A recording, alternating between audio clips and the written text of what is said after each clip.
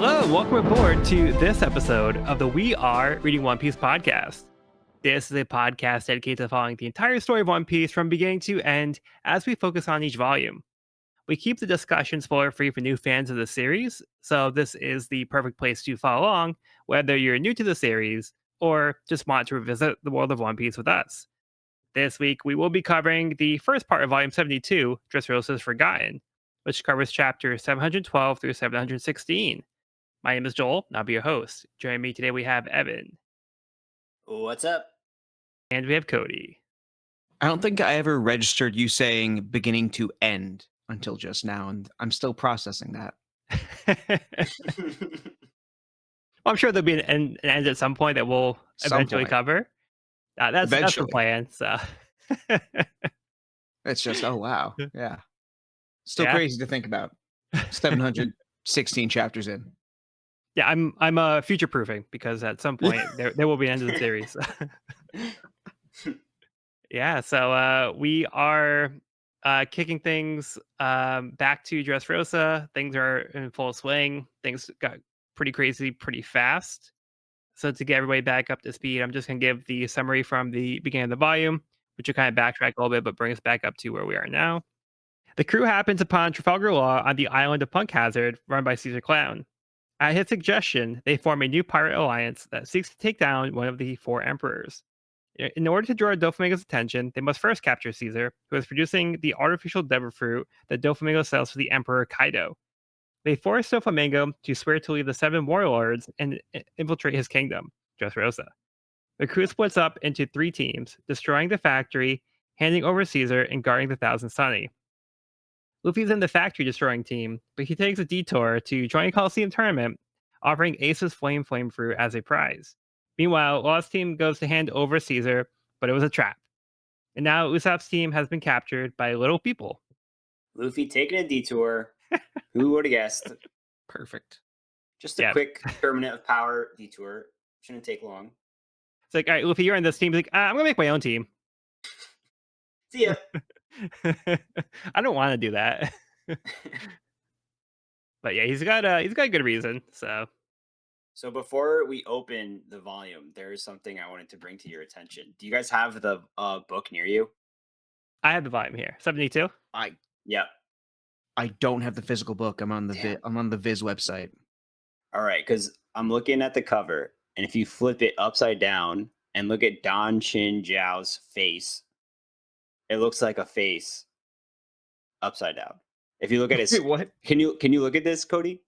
So if you look at his head wrinkles as lips, and then if you see his eyebrows as a mustache, wait, what the? And then his hair is hanging down because it's actually. Yeah, this is volume 72, right? Are you seeing this? I'm not sure if it's coming through. Yeah, I think it's coming through, right? Wait, what the hell? Right? That's too good. That's too good. Isn't that wild? That's insane. Wow. Yep. Evan, what did we tell you about? Look at the covers. He's even got a This is why we reread. like a double chin. That's why they call him Don Chin Jao. Well, it's funny because I think I got here because he does like that like backwards diving attack. Oh yeah, it's like the backwards thing. Yeah. And yeah, this dude's face looks like a face when you invert it. What a weird guy. Yeah, because he's got like the two bulges like on his head. Right. Which makes a perfect chin. And his wrinkles make a perfect mouth, and his eyebrows make a perfect mustache, and his hair is hanging down because it's levitating in the other direction. It's stuff like this that makes me glad I'm not on my own for the reread. That's why I'm glad we're collaborating, so we can get to the real juicy nuggets. Right, dude? You never would have saw this hidden face. No, exactly. I'm being silly, but like I do appreciate it. That's crazy. It is crazy. I also have something I wanted to bring up, but I will bring up at one point during one of the cover stories because there's some details that had come up previously. I'll fill you guys back in. Just a little teaser. But for now, like Luffy, we're gonna take a detour from Dressrosa and go to Caribou's New World Kihihi Volume 30. Run Gabaru. If you insist. Gabiru's grandmother tells Caribou to run and save himself, which he does without hesitation. So this is the penultimate volume. Didn't I predict it'd be 31? We said 31. We Yeah, so said this is the 31. penultimate boss battle, Grammy versus Robot Man. Yeah, we'll see if you're right. And we have not read any other chapters in the volume. We are reading these as we go for those who didn't know. So it's definitely Evan's theory is about to be 100% get ready for correct. volume 31, the epic showdown of the finale of Grammy versus Robot Guy. But yeah, Caribou's still being Caribou, taking advantage of the situation. Shocker. Yeah, sure, Granny. It looks like you got this. No problem. She should have had the cover story the whole time. Yeah, right. I agree. She's sick. She's awesome. Yeah, she's about to unleash some Supreme King hockey right here, so this guy better watch out. Yep. Just as I predicted. All right, well, let's move on to the main chapter, chapter 712, Violet. Violet has beaten up Sanji, revealing that she manipulated him. She's actually one of Doflamingo's assassins, part of Trouble's army. She uses the power of her glare fruit to read his thoughts to obtain information on the Straw Hats, but is disgusted by his level of perversion. Sanji refuses to believe that she truly wants to work with Doflamingo. Even though he can't read minds, he will never doubt a woman's tears. Violet is convinced by Sanji to let her guard down a bit, and she agrees to help him, showing him a memory this morning about how Doflamingo stepping down as one of the warlords was a ruse in order to trap the Straw Hats. CP0 had arrived that morning and told the people of Dressrosa this was a false report. They were told to carry on as normal. On Greenbit, Fujitora is updated by Sakazuki about the false report and is ordered to handle the situation. Robin appears to Law from underground using her Devil Fruit ability to fill him in on what is happening with her and Usopp, but they won't be able to assist. Law is left to deal with Doflamingo and Fujitora on his own. As Block C is about to begin their round at the Coliseum, newspapers begin to fall around Dressrosa with the updated paper explaining Doflamingo did not step down as one of the 7 warlords or their king. Law is shocked by how much influence Doflamingo has, which seems to be similar to the level of a celestial dragon. Yeah, what? What? Thoughts on this one? If we're gonna start from the top, I think Violet's ability is actually really cool. Yeah. I also love this thing. Yeah, I was gonna say that too. Oh my god. Her pose! She's doing the pose! The Ah! pose. So good. Yeah, that's like such an Oda thing to do. But yeah, that's so But great. the making the lens and being able to see through people is very cool. Being able to like see into people's minds as well, and having it also work in the opposite direction. Yeah, like she can share memory. Yeah, that's so sick. I do Really like seeing the creative powers Devil get. Fruit. I do like seeing the Devil Fruit powers get either weirder or like more conceptual as we go further and further into the grand line. Like Yeah. I think Kuma's paw fruit was like one of like this is really out of left field and it doesn't quite fit the mold of what we see. So seeing more, they're just like, oh, how far can I take this concept? I think is really neat. Yeah. I don't 'cause, understand how she did the tear whales. That's the thing that I'm still confused on. But everything else, I'm just like, this is sick. Yeah, the tear wheels seem a little different from the rest of the powers, but she's still doing some kind of like, I think like some kind of like hand symbols or something. And like she's kind of cutting the tears. But yeah, I don't know exactly how that fits into the glare fruit. Maybe because it's related to eyes. She was That was crying my- a lot. yeah. He found her. She was crying. She kind of cries throughout this whole scene. Like, not that explains why whales can be produced from her tears, but like, I feel Crying like is there's my some superpower. pun. yeah, I feel like there's something in Japanese that was like, this can be a joke that's just not translating or something like that. Yeah, I'm not sure what the fruit's name is in Japanese. Yeah, and then like there's also like the ability to do like an X-ray too. So it's also not just like about memories or like reading somebody's mind.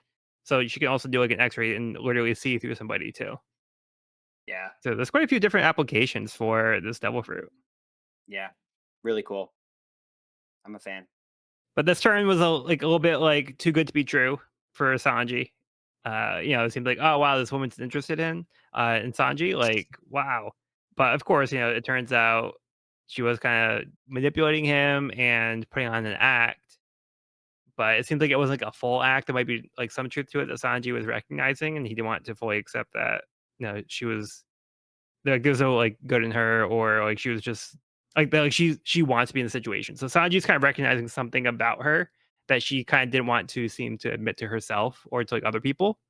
So yeah, Sanji kind of stands up for what he believes in, and he tries to see the best in this woman. Yeah, which I feel like works well with Sanji's character. I feel like he's like, I know a damsel in distress when I see one. It's kind of my specialty, Yeah. and I he is also correct here. no, I can keep going. No, I was just gonna say he is correct here, and I also really like his line. I'll never doubt a woman's tears. Solid Especially when they line. can turn to whales. Yeah, Nice. I love this for Sanji personally. I know that yeah, I know we've had our own Sanji discourse, and I feel like within the fandom, there's also a lot of Sanji discourse. I don't know, seeing him in a vulnerable state, seeing him get tricked, but have it still come down to being a genuine person and looking into someone's heart and trying to help them out. That feels so Sanji to his core. So yeah, even when he is like kind of pathetic and like gives into like the perv side of it, when that's at the heart of it, I'm honestly a big fan. Yeah, like this is more of like a chivalrous type of thing. So like that's how it works for me. Like this really works on that level. And this is kind of like, Sanji's also being kind of cool in the situation, even though like he's also a little bit of a joke at the same time, but it's not like to a level where it's like, oh, like it's not like that groany. That's actually pretty funny here. mhm. Like I love this panel where Sanji's getting kicked in the face. Um, Thankfully, it looks like she didn't actually use the heel, so that could have been real bad. But but yeah, Sanji's just being like pretty chill about this. He gets kicked in the face, doesn't say anything, and even after that, he's not going to let this woman off the hook of being like I recognize there's something here. There's something more than what you're letting on. So Sanji's kind of going out on a limb too, but I think it's like a compassion thing because he realizes that this woman Yeah, is in distress on some level, and that's what makes this great. Even like when she's like reading his mind and like she's like shocked at like how vulgar it is. Like I do think that's like really funny. yeah, Because like all right, be careful what you look for with Sanji's minds. It's pretty messy in there. But it's not like something that's like explicit for like what we know, or it's not like something very specific. It's just like a general thing. So I, yeah, I just think we know that's what's happening in Sanji's mind. So that's why I think it works. It also feels kind of tongue in cheek to me, like the such vulgarity, such I've Yeah. never seen so and so. It also feels like Oda kind of like saying, "Yeah, I leaned a little hard into it, but we can have, but we can still have both. Sanji can Yeah, still be both. yeah, It just I really I love that about this scene. And yeah. It compassion doesn't was the take exact away word from that the was escaping moment. me at the moment. Yeah, Yeah, it enhances it for me. yeah, Yeah. mhm. mhm. And yeah, so we do see the tier whales. So she says Hiera Lagrima, which I believe is iron tears. Yeah. So yeah, again, I'm not sure how the iron part comes into it, but here we are. Maybe it's like Iron Body from the Six Powers, right? Oh, here we go. Now you're cooking.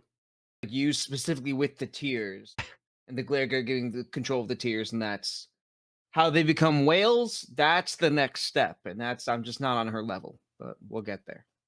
Like you said before, it could be a translation thing too, because like it could be like a phrase like "cry me a river" or like some phrase like Yeah, that like refers to big tears or like you know something exaggerated like that. So yeah, I mean this leads us into Sanji learning the information about Doflamingo not stepping down. So he tries to warn Law before it's too late, but Doflamingo's already about to arrive. And we also have Fujitora, the new admiral, also on the scene. Yeah, unfortunately, Law seems to be on his own because Robin and Usopp are being held captive by the Tontadas. Caesar is not going to be any use because he wants to go back to Doflamingo. So, so yeah, Law's kind of in a rough spot. Outnumbered. I do love seeing Robin get to like make the half clone. It's cool seeing her get a little Yeah, utility Yeah. in her powers. that's really cool. Yeah. That's pretty useful ability.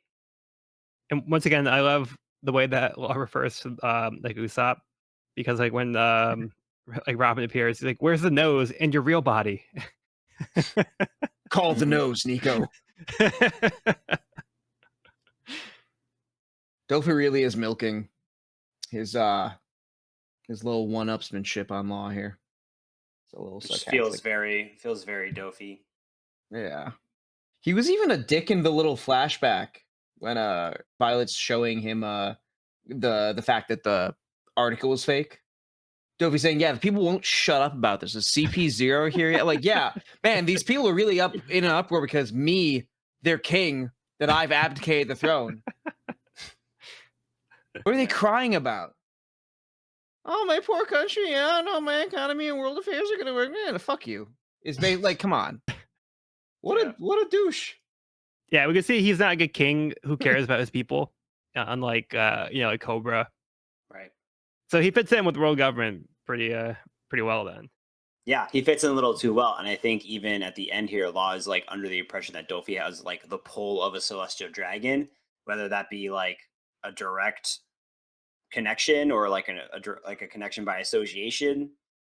But like, I don't know. I mean, that's like pretty huge. He's saying like that this guy's got a lot of pull, like way more pull than he should have. Like, why is that? I think Law is someone to pick up on that kind of thing. Do we get the flashback here? Yeah, we get the flashback of is it Virgo or Vargo? Virgo. Virgo, Virgo, yeah. who's like, you know nothing of Joker's past, and that will be your downfall. Hmm. And Law's having this flashback in this moment, being like, how does he have this much say in this specific situation? Does he have a connection with a celestial dragon or something of that ilk? Which I know for me, this kind of feels like a stretch. Like his logic is, I guess, because they were able to get this like news report out and deceive the world, like pretty much just for the purpose of tricking Law in his alliance here. Hmm. Um, but then I guess they're going to push this like retraction. But I mean, this still doesn't seem like I don't know if I'm missing something, but it doesn't seem like that outlandish to me. Especially with somebody, I think one of the seven warlords probably would have some kind of like sway in some degree. Like, they could maybe work something out, be like, oh, like we're trying to capture the Straw Hats and this rogue warlord. Here's my plan to make this happen. So I could also see maybe like a coordinated like effort with like the Navy, but I don't know exactly if I would go to like the conclusion that he must be like the same influence level of a celestial dragon. I think even Fujitora doesn't know what's going on, and he's a naval admiral, and he's not even like up to date on this whole fake business, like this whole scheme that's going on. Hmm. I think for me, if I had to rationalize Law's thought process on how he could get to this conclusion, to me, it seems like the split between the Navy and the world government and where the Celestial Dragons and their propaganda machine fit into all that. Hmm. Because the warlords are definitely like given clearance by the Navy and are commanded by the Navy in Hmm. situations like Marineford, right? But it seems that the press is fully subservient to the world government more so than anything. Yeah. And I think that, and to me, I think it's bridging the gap from marine amnesty to let me get a piece of this propaganda machine. To me, that seems like the most unbelievable thing, especially when he's also the king of his own country, when it's about his own abdication, when it's about potentially the fact that with Dressrosa being, it seems like a pretty big kingdom, like the fact that it could have just a lot of wider reaching effects if anything were to go wrong with it. To me, that's what makes it seem like, hey, you need some fucking pull to get this to work. Yeah, but again, like he's also the king of a world government nation. So he does have ties to the world government in that way. I think, like you said, where it's not necessarily like the Navy is involved with the reporting for the news necessarily. Like maybe like Sagazuki could like have some like information about that, but like the world government would be really who's pushing out like the propaganda, whatever. But I would still think maybe like as a king in the world government, part of it could be like I could see that being a realistic thing where it's like, oh, that's my connection to the world government, and like he could be doing something. I don't know. Like this for me, like doesn't necessarily connect the dots that Law is connecting. I'm not saying like Mm. it's wrong, but like Law could also have some other information that we don't know as the reader, and maybe that's also helping him draw to that conclusion. And I I do think think we don't get as much information about like, okay, what exactly is a king at, say, the Reveries power versus an actual someone who like a noble who lives at Marie-Joie. We haven't had as many examples as Mhm. to what the general powers like procedurally or what Yeah. strings they have access to are too. So that also makes it a bit fuzzy. But to that point, we do have CP0 here, and they are agents of world nobles specifically, which we get that little tidbit in this chapter. So I think that's another link to, like you were saying, the nobles of like world government as opposed to like Navy HQ. Mm. Yeah, but I don't know if Law is even privy that. Oh no, he did see He CP0 did, Yeah. earlier. Yeah. yeah. They Yeah. saw him earlier in the cafe or whatever. Hmm. But yeah, I don't know if he knows what their role was because like I think he was confused as to why they were there. I don't think he actually. Right, but he might be starting to put it together right now, which is why he's saying like, oh, you must have a lot of pull to have CP0 here, to have the capacity to pull this off. The fact that like Fujitora is like kind of in the dark, I feel like are all kind of like hints, maybe. It might not be a 100%. This is like if we're talking MythBusters, right? It might not be. This is confirmed, but it's like this is pointing me in the direction of what is plausible. Right. But like it's just to Yeah. me like I'm not sure what exactly Law saw that made him say specifically a celestial dragon. Like Yeah. instead of like any other like conclusion or like some other possibility, like he went to that as an option, but I don't know. Maybe that's just me, but I don't know exactly what dots were connected to make Law draw that conclusion. Anyone has their own thoughts to help us make sense of it, let us know. Maybe there's Yeah. something that I'm overlooking too as well. We can agree that he's kind of a dick. Because he either says, I guess I just really, really wanted to kill you, Law. It's personal. I think Law's also just so right where it's like, all this to get an advantage over 12 people. Really? Mhm. He's just that level of petty. Yeah. Mhm. All right. Petty. That's We the connection. are we good to move on You to the couldn't next be one? this much of a petty douchebag unless you were a celestial dragon. I think that's it's not economics or the government or anything. I It's mean, that It's checks just- out too. Yeah. That's Now it. I'm getting it. He's got the vibe That for sure. explains it. Yeah. Yes. All right. Oh, we good to move on? Yeah. Okay. Caribou's New World, Kihihi, Volume 31, a mad dash to escape the deadly pirate Scotch. Caribou runs to get as far away as possible from the pirate. Loser. Was there? But we do get a name for that robot dude that we've been seeing. What a great end to the cover story. Scotch. Yay. He Yay. ran away and we never see him again ever. Ever. What a great conclusion. It's done. But did it seem weird to you guys that we get another character named Scotch after just having a character named Scotch in Punk Hazard? Oh yeah. That's right. Scotch and what was his brother's name? Or it was Scotch and Rock, Rock. Rock. the Eddie Cool Brothers. Yeti Cool Brothers. Yeah, so one thing that we haven't mentioned is this character has actually appeared prior to Caribou's cover story. Mhm. So Right. there was a period in the story after Luffy's flashback for the post-war, where we're doing like the little catch up with like what's going on in the world and what the other supernovas were doing. Drake actually arrived on this island and he confronted Scotch. And Scotch said that this is one of Kaido's favorite islands, and she was warning Drake that this is like Kaido's territory. So Scotch is actually working for Kaido, and then Drake started to attack Scotch. He transformed into like his dinosaur form, and he tried to attack Scotch, and that's where we left it. So we don't know what happened to Drake.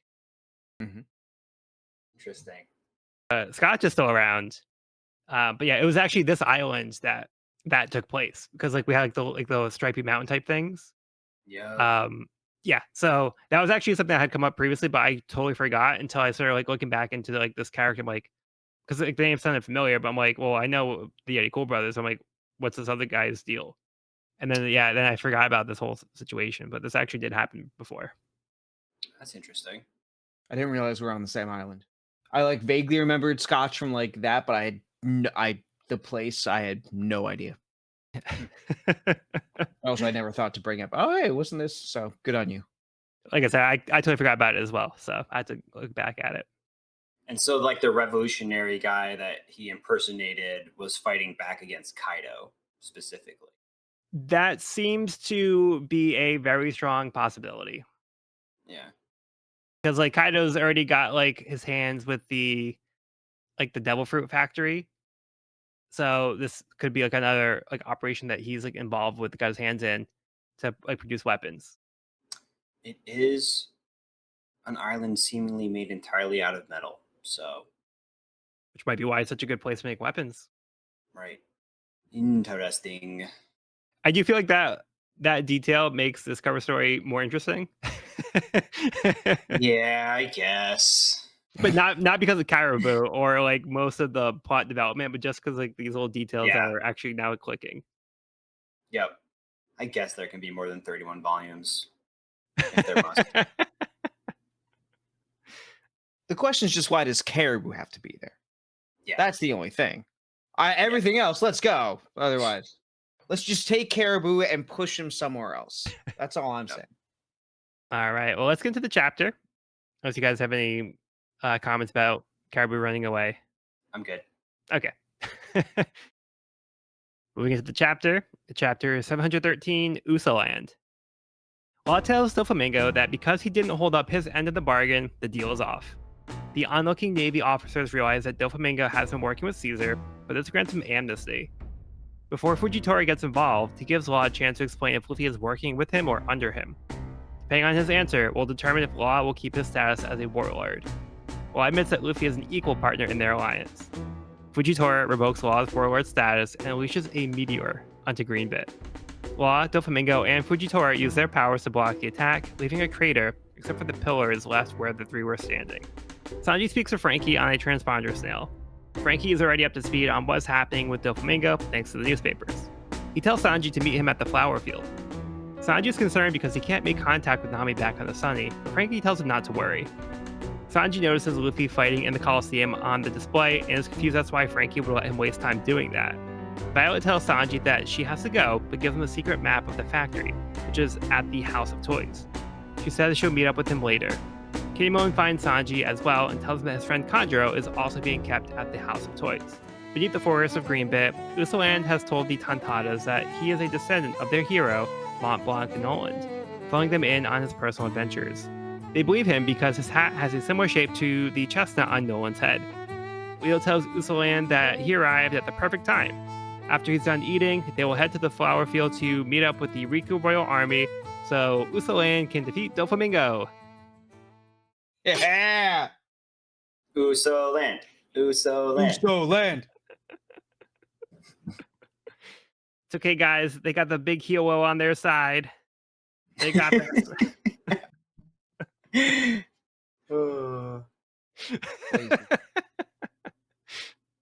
Yeah, so things escalate with the law situation.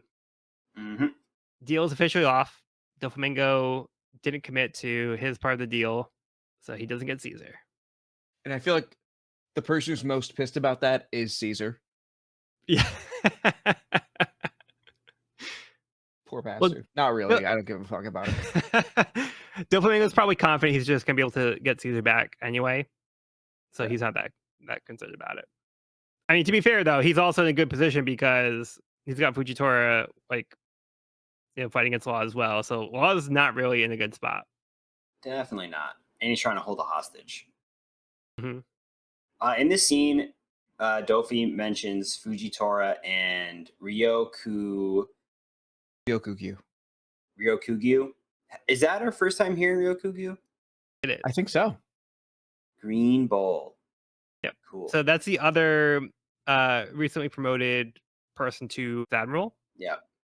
But it seems like they recruit people from like outside the Navy, or there's like a draft.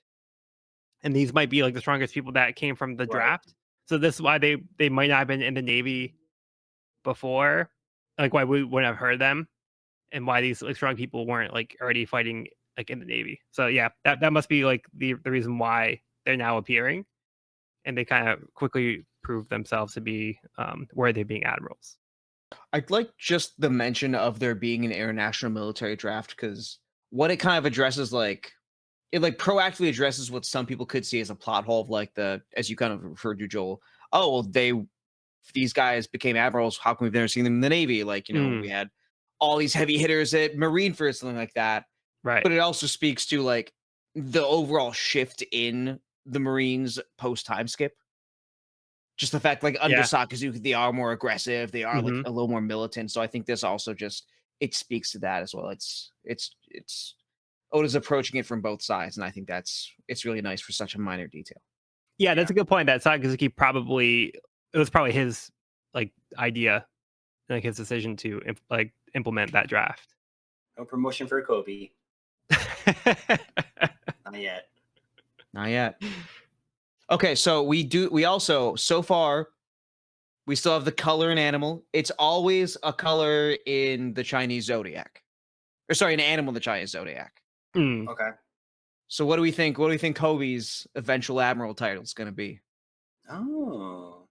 Well, pheasant wasn't one, right? Well, it's close. I guess it's The closer to chicken. rooster. Yeah. Yeah. Yeah. I think he'll be golden sheep. Okay. I like that. I like sheep for Kobe, honestly. Yeah. Yeah.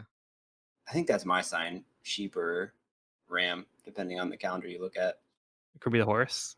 Horse, rabbit. Honestly, we haven't had a dragon admiral. No, but I also don't know if I'd put Kobe as dragon, because I feel like I think there's of it more of like in- a ferocious to it. I think of it in like a Magikarp to Gyarados way. Okay. That's Yeah. that's where I'm coming from with it. Yeah. Okay.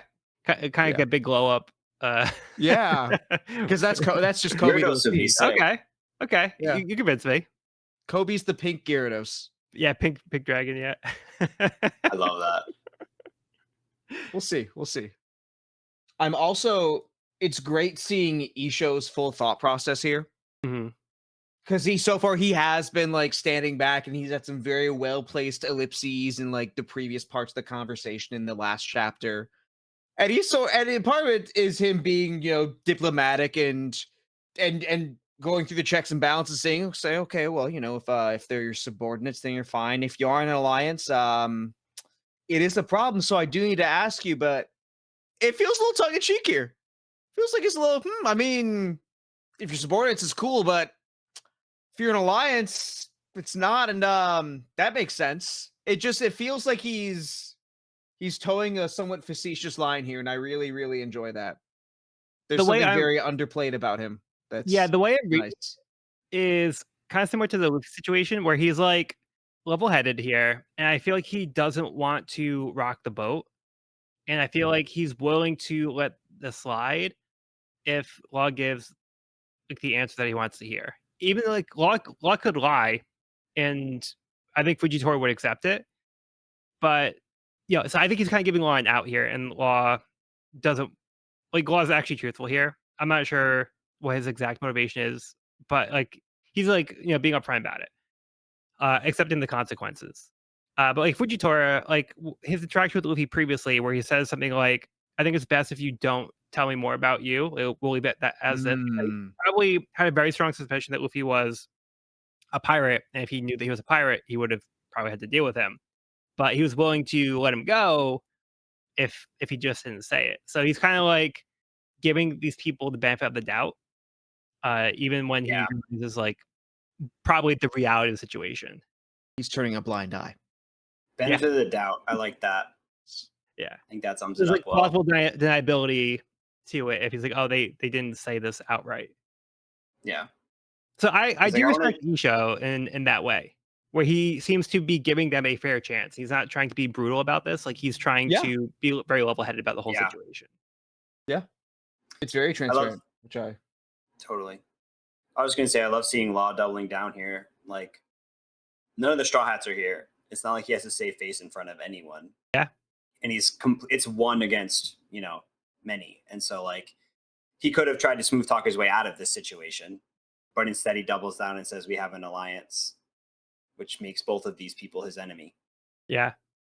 but it also does work out for him tactically too. It's because, like he says, if it gets back to Dressrosa, it's gonna get worse. Straw Hats need to destroy the factory. So for his own plan, this does make sense.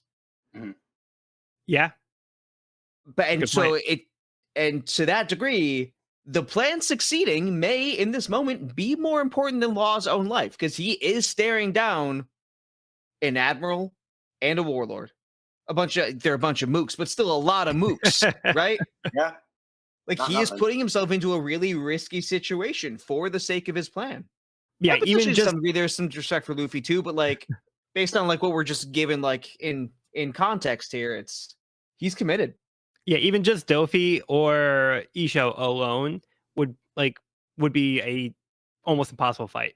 So the fact he has to take Yeah. on both at the same time, yeah, I think that greatly decreases his chances. But like you said, that's a good point because his goal is to draw attention away from the factory to give the Straw Hats their chance to do their thing.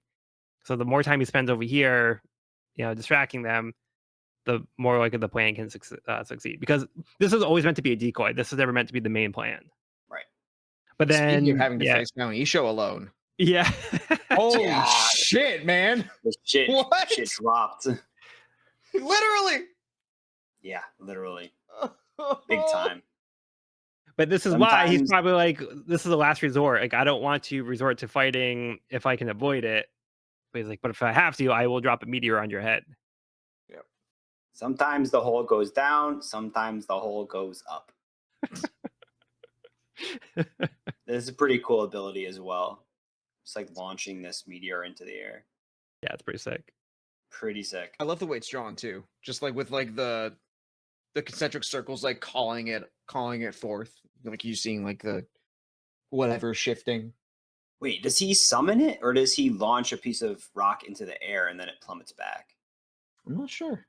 I guess there's no like hole in the ground. I don't know. The way I first read it was that he like launched this thing into the air from the ground, but Oh, now we that do I see look at like the it little. again, I don't know, but right? The like to the your credit motion. though, So yeah, the cell with the circles leading into the, I guess they could be leading down from the sky, but it looks like they're leading up, and like the motion on the ground is like an upward motion. yeah, that the little upward shoots. That's something I didn't notice at first. Right. I thought he like launches this chunk of earth from behind him into the sky, and then it plummets back to Earth. Oh, you might be onto something there. Yeah. Now I'm not entirely sure because I feel like we don't see that hole. We see the hole of the meteor creates on impact. We don't see a hole. I don't know. Maybe the impact just made a bigger hole. Because if he's summoning it, like where is he summoning it from? Is he like Yeah.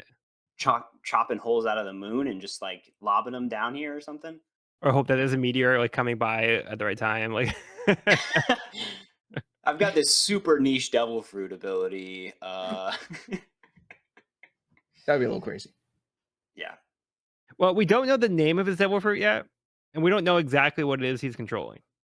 So it could be like a force, or it Yeah, could this is be true. him, like it could be the force sending something up. It could be the force pulling stuff down. It could be both. But yeah, it's not totally clear because like I feel like when they had the scene in the tavern previously, I think he like kind of made the ground fall through. Yeah. Yep. That's how I read it. Because if he had done the same move, we would have seen like the roof get torn off of the tavern, which didn't happen. But like, yeah, I mean, it could be like he sent like this giant chunk of rock into the air, and then like it came, he pulls it back down to use like the atmosphere to like cause like the Yeah. meteor and then it catches on fire, like, coming back into the atmosphere. Yeah. But yeah, the fact that we don't actually see a giant hole in the ground does make it a little bit more confusing. I'll be honest, I didn't really think about it that much. Me either. I was But like, now big you bring rock, it up, yeah. boom. I mean, Boom. regardless, it's a really cool ability, and the scene of everyone parrying the meteorite as it plummets is so sick, and it's leaving them like all on these like small little platforms in this crater is so sick. That's like a little showdown here. Yeah, this is like boss battle showdown arena style. So sick. And I love how they pan to their weapons. Like Law's got his hand on the blade, Fujitora's got his hand on the staff, and it's just Dofi's hand. Oh yeah, like if you look at Fujitora deflecting the meteor though, that's interesting because it kind of looks like there's like two planes. It looks like, again, I think it's like a force that he's controlling. Yeah, Well, yeah. but it does look like two like shields almost. Yeah. Yeah, I think there's a certain force that he's controlling that allows him to do these types of things. Yeah, pretty cool. Yeah, and we have this little scene with like Frankie and Sanji. They're kind of like on the same page where they're going to the flower field. They get a little bit more information about the factory. And Kinemon is also interested in going to the same place where the factory happens to be because his comrade is there. Why couldn't Kinemon attack these people?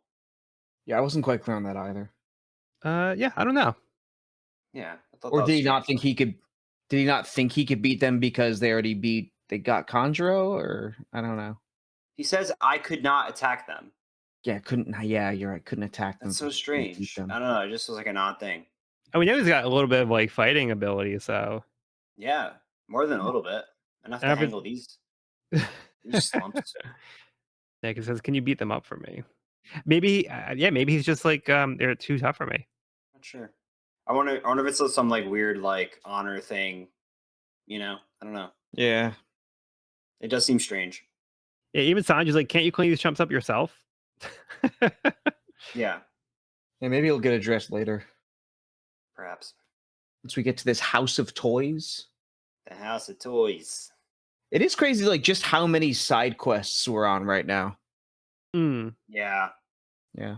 And like I think this feeds into something that me and Evan were talking about before we started recording, but like just the fact that like we do have the Straw Hats and Law and the Samurai in all these separate places doing all these different things, and we're switching back and forth between them so much. There's always a little bit of that in a One Piece arc, but like I feel like it's not usually split up this much. yeah, especially so early Yeah. on. Yeah. But the fact that we are still getting all these different character moments, like especially just like this, like Frankie, like masquerading as a toy, having a burger and Coke, talking with Sanji. That's Hilarious. so yeah, it's funny. It's so Frankie.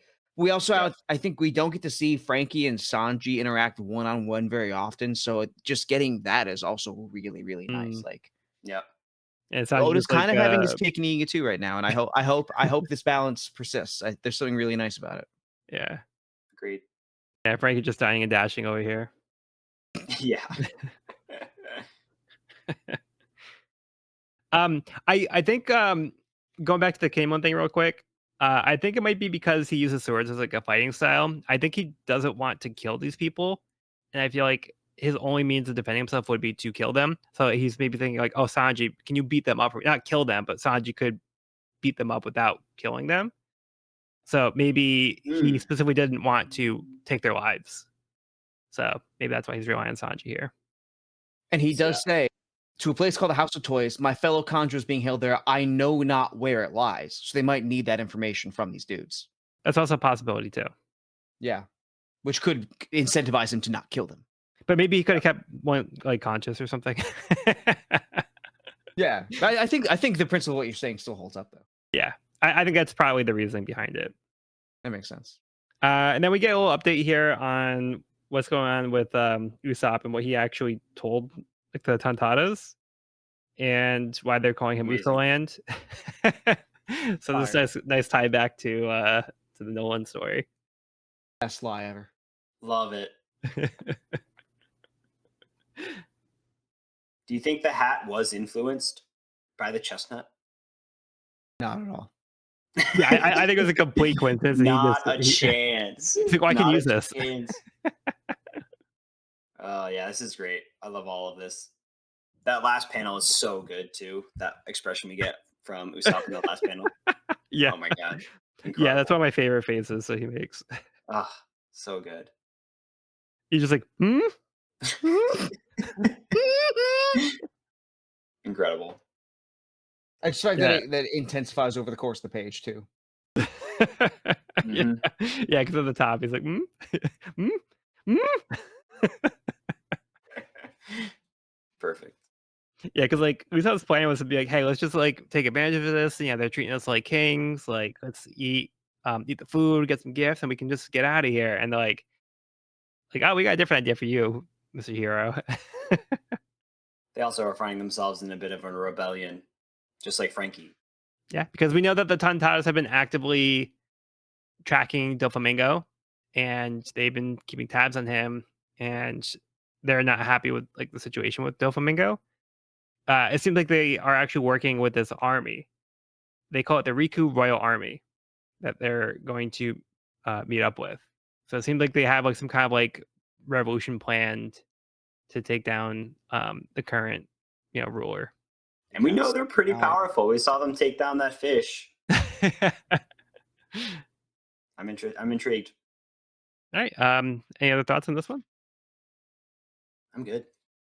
Okay, let's move on. So just real quick, we also have this SBS question where we have a breakdown of Law's nicknames for the different Straw Hats. So he calls some of them by their name, um, but one other funny one is Robo, which is Frankie, Yeah. Robo's great.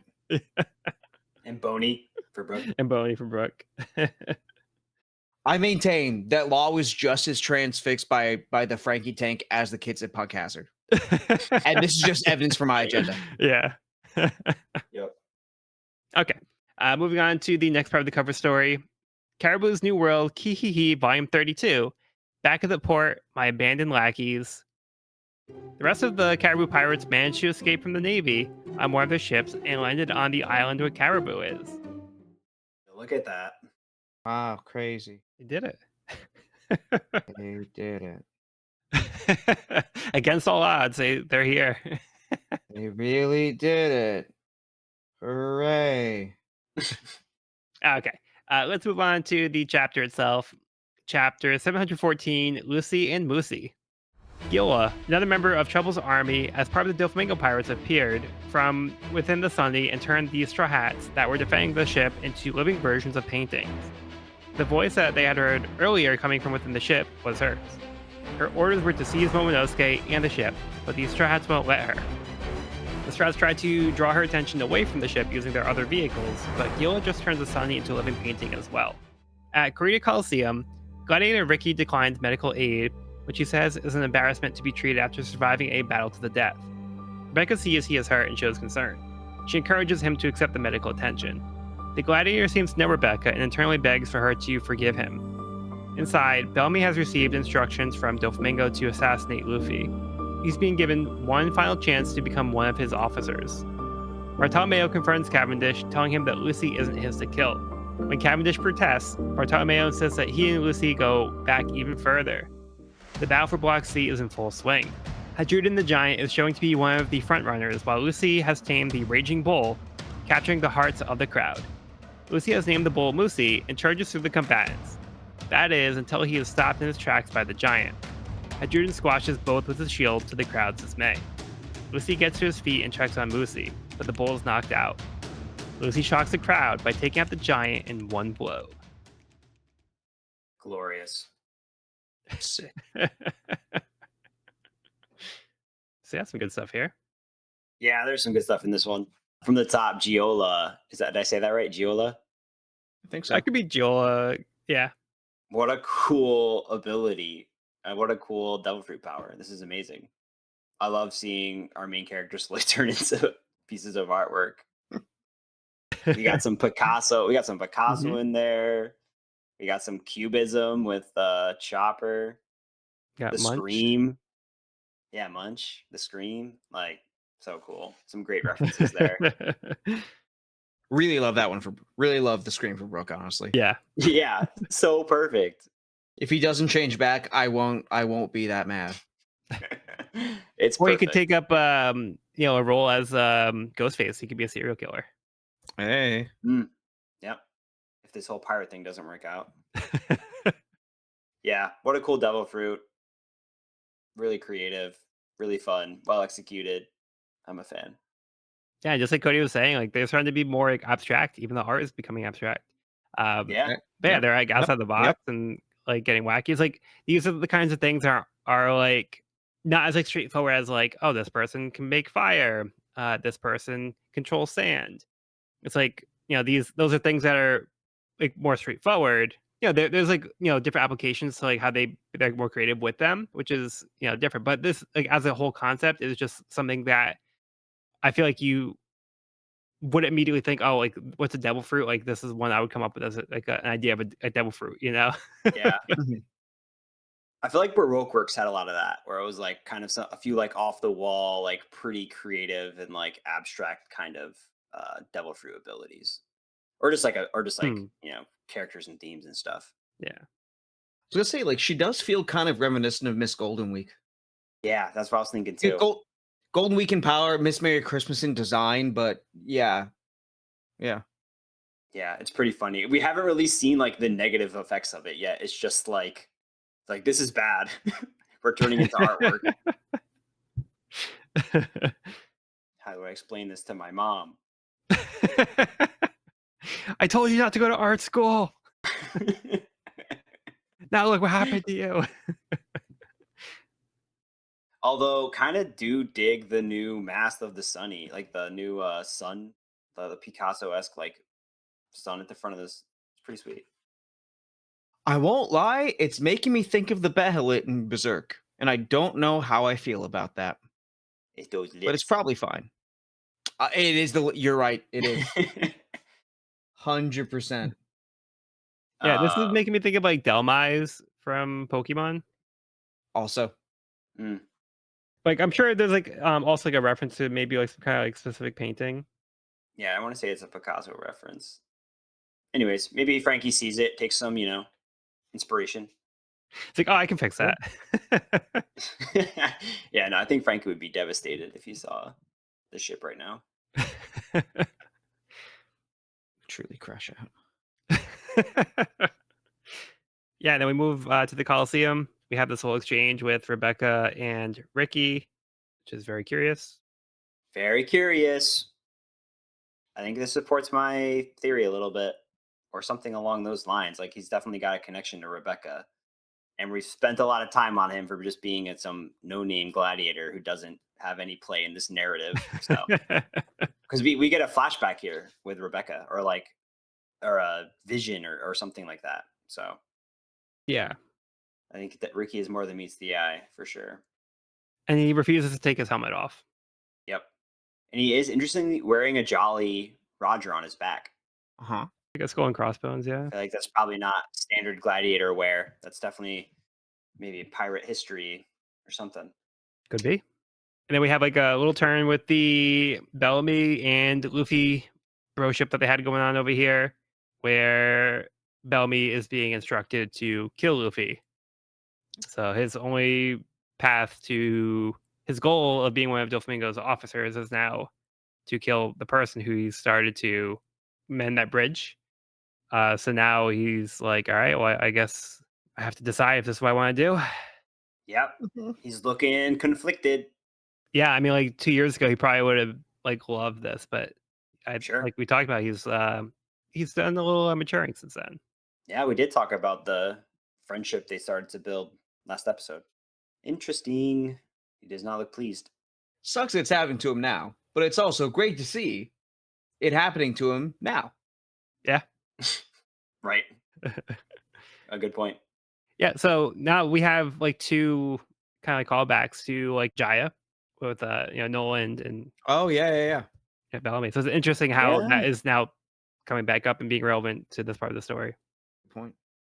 And we also have this interesting development here as well, where Bartolomeo has conversation with Cavendish, where he mentions that it seems like he has some kind of like history with Luffy. Right. And we don't have, there's no obvious history between them that we've seen, right? No, Right. I don't think so. we get clues with him saying that they go back further. When the hell that was, Right. But we we don't haven't know. seen. He's not referencing a time. We haven't seen them together or know of their history yet. And then, since it's associated with this chapter, if we look at the SBS, it does mention that one, his birth is October 6th, samesies, birthday buddies. Second, he's from the East Blue. Oh, yeah. I did catch that too. And so Hmm. where that puts him, whether it's like maybe before Luffy started his journey or something like that, who knows? He could be some kid from Windmill Village for all we know. It could be some Yeah. kid from Great Terminal. Actually, he's 7 years older than Luffy. He could be associated like Porshmi and Blue Jam, or like some Apprentice Pirate with them or something. Could be a Blue He Jam d- son. He does fit the vibe. He fits the aesthetic. Everyone's like, "Are they serious? Could it be? They wouldn't tell me unless they think that they're not going to tell me, in which case maybe it's true. But then if they think that I think that they're not going to tell me, but they are telling me, then they can't be telling me. Right? It's a red Right? herring. No. I don't know, man. And what's in the box? What's in the box? I love the hazard and danger stickers on it. Looks pretty heavy. Looks intense. Yeah, and intense is what's going on with this Coliseum battle, where things Mhm. are now like in full swing. We see some names starting to pop up here. Luffy's having a good time with Moocy and winning the crowd over, which is pretty great. Classic. What a punch, too. This is a great, great panel. Oh yeah, Luffy, feller of giants. yeah. After it looked like Hadruden just like took both Lucy and Moocy out and went Yeah. back, but Lucy recovers and he's like, "I'm gonna get revenge for what you did to my moose. I mean, my bull." It is so nice seeing Luffy charm the audience by taming this wild animal. Yeah, It's like they're seeing it's like they're seeing in Luffy what we have come to enjoy about Luffy and get so used to with Luffy. I don't know. It's yeah. just Again, very pure. just this random bull that's for some reason got entered into this competition. Who signed up this bull? Yeah. Right? It's like this guy makes allies wherever he goes. It's like Mihawk Literally. said.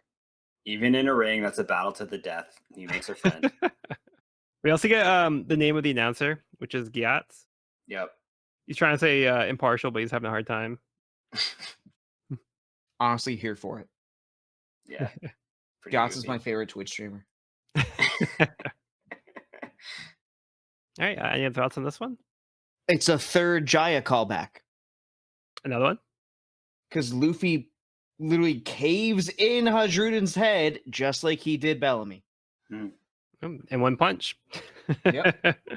One old punch. Keeps happening. Oh, and his helmet looks like a south bird. Holy shit. Oda, what are you trying to say to us? Whoa, whoa, whoa. Oda, what are you trying to say? It's all connected, man. He's like, yeah, the people who skip Skypiea have no idea what's happening right now. Good. They Sucks deserve to be them. confused.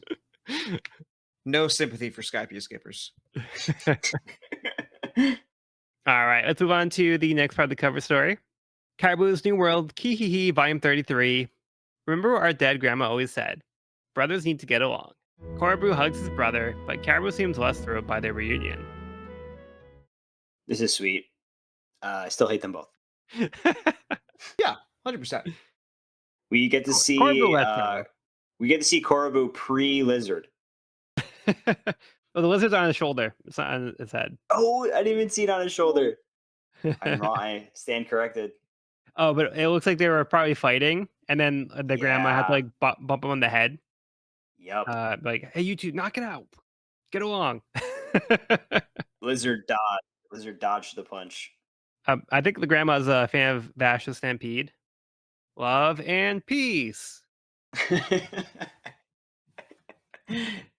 Nice. Remind me, I need to watch Trigun. I haven't seen the new one. I also have not seen the new one. Next podcast. We're waiting on those suggestions. If you don't, it's just gonna be a different thing every week. Nah, it's just gonna be One Piece every week.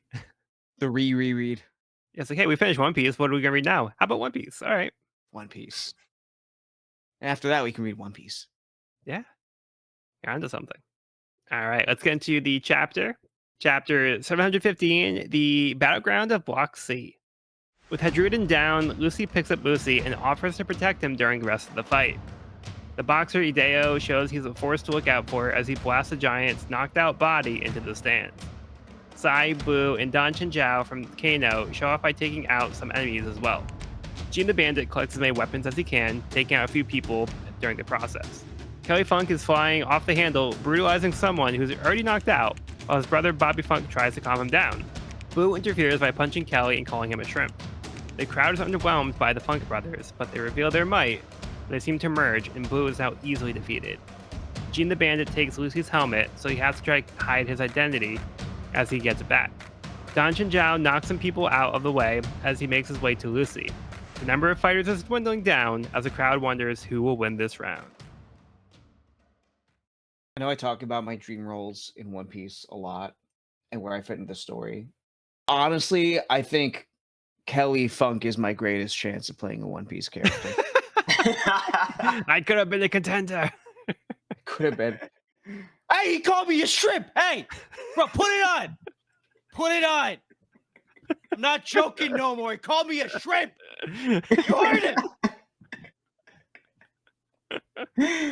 Put him Oh up. my god. Put him up. I'm down. Plan A doesn't work, then we're no, forget what I said about Barto last time. We're just immediately transitioning to Kelly Funk. Plan A doesn't work. Yeah, I'll be a CGI Bobby Funk for you. I'm down. It's okay, I'm okay, down. bro. It's okay. Let's go. That's just me and Joel at a One Piece tournament. Just like the one of Bobby holding it back. No, that's just me crashing out at a One Piece tournament and Joel being like, "Hey, chill, man. I don't know where they got this footage. He said he doesn't like the data. I'm gonna fuck him up. Now then I jump in and start fighting too. No, we do have a really cool cast of characters in C Block. We got a few last time, but I love the design of Hideo, this long arm tribe boxer dude. Sai and Boo with the Kano country Kenpo, and then John Ango, John the Bandit. Honestly, kind of a sleeper for me. Someone I didn't appreciate as much my first time, but it's cool. One, seeing a bounty hunter, because I feel like we just forgot about those after a little while. They're out there. Yep. And we do get some world building of it, like, oh, they stormed Impel down 2 years ago, and all these level 6 prisoners were out there. So it's cool that they're still part of the world, and the world still informs them. And I think he's got a cool aesthetic. Yeah, he is pretty cool. John Ango, I'm a fan. Yeah, he's a cool looking character. Also collecting as many swords as you can. Just wondering, like, what if that's not a cactus hat? What if that's just the top of his head and he's wearing a visor? We'll see. And his head literally is a potted plant, like a cactus in a pot. I would just vibe with it even more. Oh boy. Yeah, and Hideo, I don't think he is a long arm. I think he just has weird arms. Oh, he's only got one elbow. He just got shoulders for days. Oh, he's part of the long shoulder tribe. Yeah, long shoulders. The long delt tribe. But it surprised me that this wasn't a devil fruit. This is just this guy. I wonder if it's artificial. Because, like, look at his hands. Yeah, his hands do look robotic. You're saying he's on the juice. Yeah. Is Hideo natty? He's on They gear. say the shoulders are the tell. They say the shoulders are how you tell if someone's on roids. Yeah, he's on that gear, the middle gear. That second gear. But that could be why he's the cannon of destruction. And we know he doesn't have a devil fruit because he wants to Yep. eat the flame fruit. Yeah. Unless he has a death wish. Or he's just stupid. Could be that. Yep. Could just be ignorant. But we also do get in the SBS after this chapter where his character is actually a reference to a robot character from a different show called Ideon. Yeah. Cool. So I think that could be further Arms. support that he could be robot arms, which I don't think I've ever picked up on that before. Yeah, I don't know about you, Joel, but I again, this was when I was reading it week to week, or in some points not at all. So I never read the SBSs for the Dressrosa Ah, okay. at all. So yeah, a lot of like these little bits and pieces. I'm like, oh, this is my first time hearing that about, the rabbits and the waves or Abdullah and Jeet. Yeah. Yeah. I had no idea that they were based on wrestlers. That's insane. Nice. That's cool. Yeah, there's just so much going on in this arc. Just so many new characters, new abilities, things happening constantly. I feel like Oda's just having a lot of fun with it. Yeah, it I'm would make entertained. sense. Like, yeah, it makes sense that he'd be pulling from other things because he has all these different characters he's trying to make. So he's like, in order to actually produce this many characters, he's probably looking at other things as references and making things off of that for like inspiration. Mhm. At least in some of these cases. It's like Katsumi says, sorry, I had so many characters introduced, I started having a bit too much fun with them. Yeah. Like, aw, buddy. I'm glad he's having fun. It's not It One Piece is about us fun. not having fun. Yeah. Right. But that fun is tangible. Like you can tell. You can tell he's Oh, having yeah. fun, and I think it's fun for the readers. Yeah, it makes it more rewarding that way. Absolutely. I feel like that's what the audience likes about Luffy taming the bull, right? It's like that's the same thing. Like that's what we like about Oda. That's what they like about Luffy. I think that it shines through in everything that makes the story so good. Yeah. Yeah, that's a nice parallel. Because it's so it just fits Luffy's character so perfectly. Brings a little comic relief to an otherwise battle to the death. While still being that, though. While still It doesn't being stop being a battle to the death. Sure. Like it's like, no, there are still stakes. It can be like it's just so great that it can But be. Luffy's having fun. Like Luffy himself is having fun. Yes, 100%. Yes. But I mean, for a battle to the death, though, it seems like some people are surviving because like they Yeah, give this is medical true. treatment to people from the previous rounds. So. Yeah, this is true. Hey man, you gotta sell tickets. You gotta get the watch count up. You gotta get people talking in the chat. It's true. Sometimes Thing is like you sign the waiver. Once you go in there, we can't guarantee your life. So we can't guarantee your death either. But like, just don't worry about that part. Don't worry about that. Yeah, we get this like insight to the Funk brothers here, where we see like how we briefly talked about them before, but Kelly Funk just going like crazy on this one dude. He's already knocked out, and then he's just like still mad. So this guy clearly has anger problems. And then like Bobby is not helpful because he's trying to like stop his brother, but he's like holding down the wrong guy. So he's kind of he's trying, but he's very bad at this. Yeah. But yeah, they're not really too impressive so far. Where they're the only person they're able to beat is this one dude that they're just beating on after he's knocked out, holding him down. They're kind of doing their own thing over here, and then Boo, is like, oh, okay, let me take these guys out. I was like, oh wow, that guy was really easy to beat. But then we see that there's like this transformation happen where it looks like they kind of transform. Now it's a different story. Boo just gets wrecked here. Funk fusion. Funk Soul Brother. However the song goes. Truly was our Funk Soul Brothers. One thing I thought was weird is that their naming convention it's the opposite of what it has been in One Piece, where their last name is second. Because normally the conventions have been, it would be like Funk Bobby and like Funk Kelly, but we know that they're the Funk brothers. Right. It's probably to make the Funk Brothers reference or whatever. Shit. Yeah, but I mean, it's just interesting that for some reason, like their surname is actually second, like which is normal for like English like conventions. True. But I'm wondering how it translated. Like, I wonder if even in Japanese it was like Funk Brothers. Yeah, well, I'm sure it was intentionally Funk Brothers, but yeah, I just don't It's just know. like the order of it. Yeah. Right. Right. I mean, if I look on the wiki, the way it's normally written in Japanese is Keri Fanku, so it would be a Western order of their names, Hmm. even in the original Japanese translation. Um, Okay, so they just left it in the same order how it was written in Japanese. yeah, yeah. It would be an anomaly even in the original translation. Okay. I mean, that gives Um, some insight into it.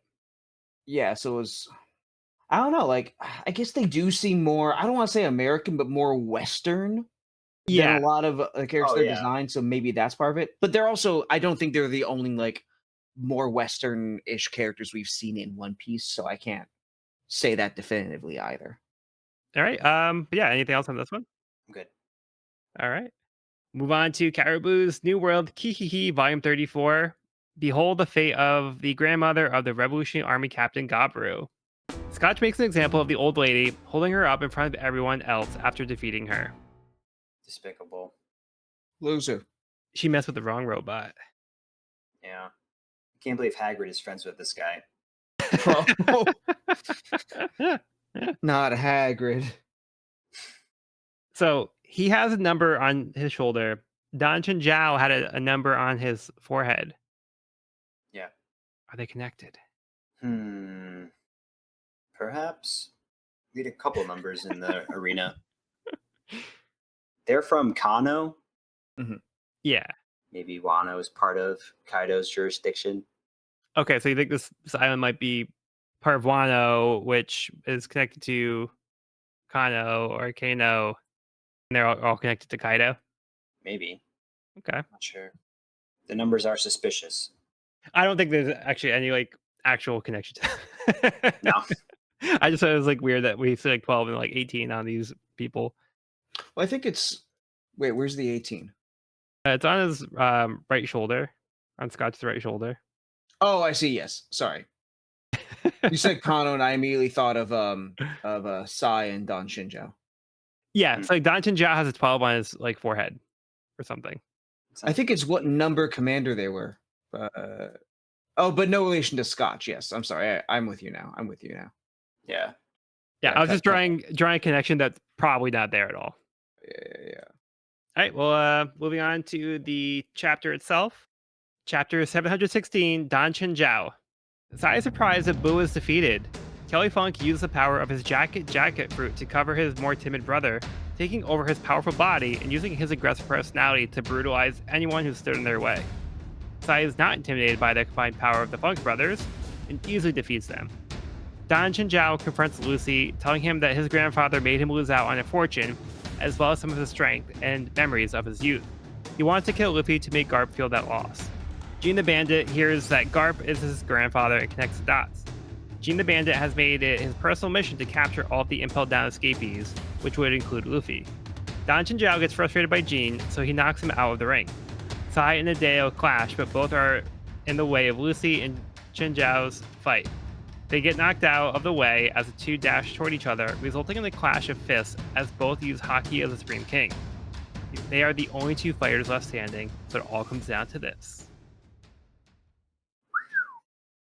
Yo, what the funk? Jacket fruit, easily the weirdest fruit the like strangest fruit we've seen. This is demented. This is like horror film. Yeah, he just turns into like a flap of He skin. turns He has like a into zipper. a jacket that his brother wears. The most insane. That's We've insane. talked about some weird powers. Yeah. How do you get this idea? Right? Yeah. Like it's one thing. The power is pushing. The power is art. No, the power is jacket. How? Where? Why? And like a jacket and not even like a shirt. Like a jacket is so specific. Yeah. Yeah, it's got to zip that shit up, dude. Yeah. So Yeah, weird. I do love it as well. Like Oh my god. it's like dumb, but like in such a good way. Yeah. But like I love also like how they complement each other in this way where it makes it like the perfect ability for them Right. because Kelly Funk wants to go around and beat everybody up. He doesn't have the strength to back it up, but his brother doesn't really want to fight, but he's more powerful. So it's like, hey, let's combine these two characters into one, and that way they can kind of use like each other's strengths and beat up other people, and that's how they're so powerful. So it's great in execution. It's such a weird concept, but great in execution. Yeah. It works, but it is out there. Yeah, and then they still get wrecked by Psy. So I think it just kind of shows like how strong Psy is. Yeah. These Kano fighters are pretty sweet. My guy John Ango also met the same fate. Mhm. On Chin Jao this time. Yeah, this guy is angry. He is not letting this grudge go. I do just love like Jean Ango is like staying tuned into the conversation going on. Like, oh, his grandpa's Garp, 100%. That it's Straw Hat. The rumors Mhm. were true. Yeah. Talking about the Impel Down escapees, like working that back in, giving us updates there. Yeah. Also, was like, I want the full set, including Ivankov. And Louis says, oh, how's Eva doing? So good. It's like Amazing. only catching like 10% of the conversation. You and I are not the same. You listen to everything. I barely listen to shit. Yeah. It's a cool panel. I love getting the headshots of our beloved pirates in Jean's hat here. Yeah. So cool. Speaking of his hat, Evan, were you being facetious when you talked about what's under his hat? A little bit. Yeah, we see his hat pop off here. I just thought it would have been I just hilarious if his head was a cactus. well, his head is kind of a cactus though, Yeah, I guess you're right. but it's It a is cactus prickly. under another cactus. Yeah. Oh my god, wait, it is a cactus under a cactus. Because why not? Wait. Yeah, Okay, yeah, I was like totally joking earlier, but you're right. It is a cactus under a cactus. it's so Oh stupid. my I love god. it. That's hilarious. Wow. This Or guy's underrated. Maybe he sheds maybe he like molts cactuses, and so he has one that fits. Use it as a hat for his cactus. Or was it one cactus that broke? Don Chin Jao headbutts him, and then it's like the cactus hat comes off, like cactus and visor and all. It's like a cactus piece and brim. And then the Hmm. next panel, we still see his head is shaped like a cactus. Yeah. Right. So But it's like one under the other. but we also see like his hat is coming off when Don Chinjao says, "Stop poking me, you punk." Mhm. I Right. was just wondering if it was like the cactus goes through a hole in the hat, and then like the cactus broke in half, and like he still had part of his head left over, or if it was just Oh, a cactus over, like But if the cactus was part of the hat or not. the Like is it top dimensions versus seem like I bottom? love that we're having this conversation wanna- right now. it's so God. Wow, we really are, aren't we? Because Holy shit. the hat looks intact, so I want to think that it wasn't like the cactus broke off, and then in the next panel, it looks like a fully formed cactus head, but it doesn't have the little Yes. like cacti arms. And as we and looking and just comparing like top panel of that page to bottom panel of that page, like the dimensions of the cactus on the hat look like they're to scale, which leads me to believe that in my hat power scaling, it was not broken. Yeah, I'm not saying that Incredible. that's what it was, but I'm proposing the question like, was that the case or not? Or is it kind of like a wig where he's insecure that his like cactus head Oh, wasn't I see what you enough mean. of a cactus, and now he's wearing well now he has to wear like the hat over to make his cactus look more impressive than it really is because he's insecure. Mm. His head doesn't look like enough like a cactus, so I see. he's Anyway, good overcompensating question. now. Yeah, but no, like I wasn't sure if it I was buy like that. yeah, I wasn't sure though Amazing. if before it was like he had the cactus going through like the hole in the hat to be like one part of the cactus, or if he just had the hat over the cactus and the cactus is just part of the hat or not. And maybe he's just growing it out, you know? Maybe. And then he also kind of has like a Morgan chin thing going on as well, where he's got like this like some Yep. kind of like implant thing where it's like going over his real jaw. Mm-hmm. So he's just an interesting design. For sure.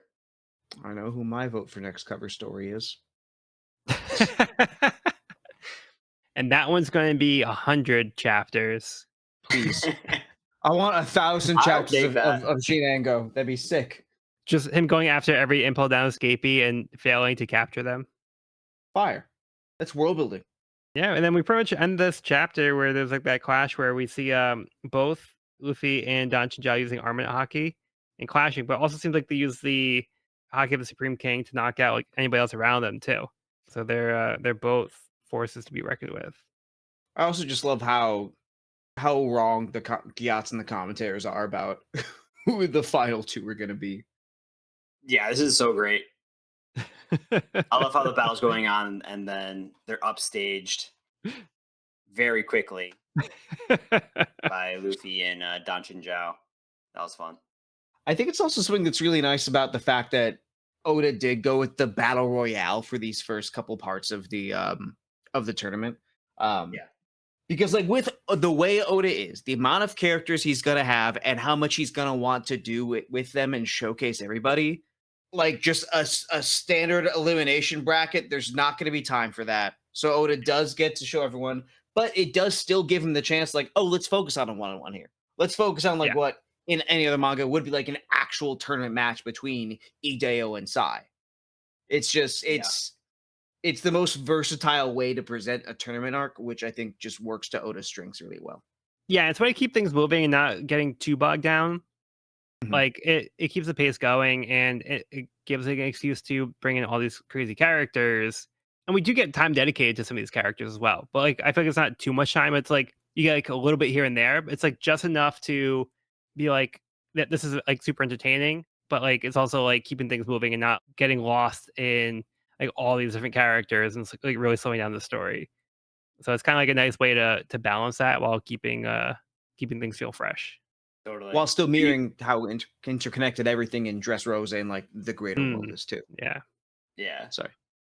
No, I was gonna say you can kind of like power scale it too as you go because it's like, oh, these two guys are fighting and they're at the same level. But then this guy steps in and it's like way stronger than both of them, but he's not as strong as this guy. You know, it's like Yeah. you can quickly like power scale and compare people's levels of ability instead of it just being like a one-on-one every single fight. But speaking of one-on-one fight, we get this sweet panel of Luffy and Chin Jao bumping fists.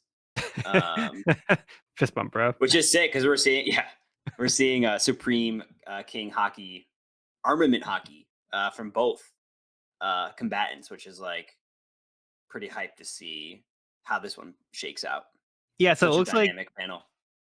because they're both using Hockey of the Supreme King, it's causing this like a zap effect. And it's like Yeah, this giant clash. We haven't seen this before. We haven't seen two people fighting with that ability like use it like actually at the same time. yeah, literally creating sparks or zaps of energy, like you said. I'm not Yeah. quite sure. But yeah, that's where we're gonna leave things for this episode. Oof, pretty epic. Yeah. So any final thoughts for this chapter or the volume so far? I was so ready to keep reading. Like Yeah. I procrastinated the chapters and I read them before we started the podcast, but I was like, oh wait, we have to start. I want to see the end of the tournament. I want to keep going now, damn it. Yeah, I'm Having having already so read much them fun. before. Yeah. We have that to look forward to. Can't wait. So there's been a lot of like nice story progressions, like little check-ins here and there. We kind of have like a good sense of like what's going on. Some of the pieces are starting to connect a little bit, but yeah, this has mostly been about the confrontation with Law and Doflamingo and like the handoff kind of going wrong, and like the Block C going on here. You know, we got some Sanji information, a little bit more information about the factory, so that helps like with Frankie as well. Usopp and the Tontadas with Robin. So we're kind of getting like a sense of like what is happening with these people, and also checking with the Straw Hat crew and the Sunny, which is in a pretty tough spot right now. Yeah, we got multiple showdowns to look forward to. Yeah, I said before, but like it still just feels like the balance of focus is really, really well split here in Yeah. Dressrosa so far. Yeah. I'm really, really impressed by that. A lot of great callbacks. There's also something fun and like now nostalgic about like Sanji with his like womanizer like side coming back and playing a role in his little side story, and Usopp with his like telling tall tales coming back and playing a role in his side story as well. Um, Yeah. it's kind of fun. It just feels like old times.